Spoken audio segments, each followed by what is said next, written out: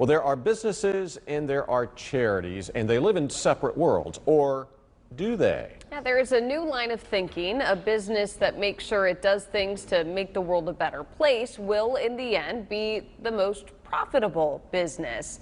Bob Buckley found a woman in Winston-Salem leading the way in teaching companies how to do just that. Doing good to do well is the focus of tonight's Buckley Report.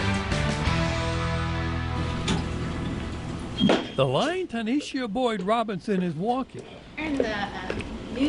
may well be the future of business theory. You are by trade very much a scientist. Yes. A hard science scientist. Hard science scientist. Not a social scientist. No. She has a dual degree in electrical engineering and computer science from Duke and has a new book about business. Business leaders see their role as maximizing profit and creating the most value for their customers, employees, and shareholders.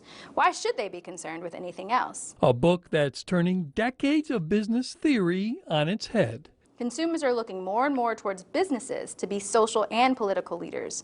And companies are facing increased pressures from boycotts and digital organizing to make statements in support of or against social causes. The book is not just something to amuse a CEO on a plane ride. It is a step-by-step guide on how you move from business as usual to really doing well by doing good.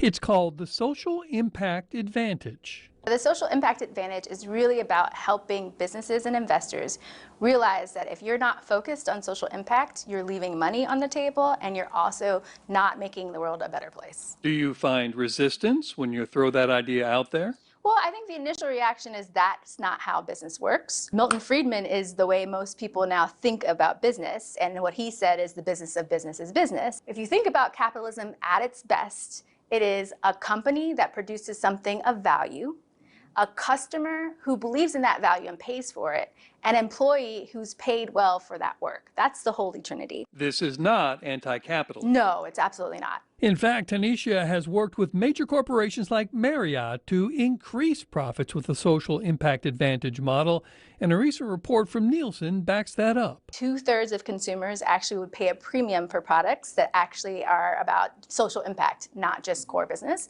Also, millennials are particularly into things that have social impact. They're 1.5 times more likely to purchase a product that has a social impact advantage. It's about a rebirth of capitalism, you might say. When people don't understand why, it's generally coming from am I going to lose something if I do things in a different way? Is doing things in a different way meaning that I'm going to get less while giving other people more? And the answer is no. And we have tons of case studies of different examples. It puts to rest the idea that capitalism has to be a zero-sum game. Is this the future of business? Absolutely, yes. Bob Buckley, Fox 8 News.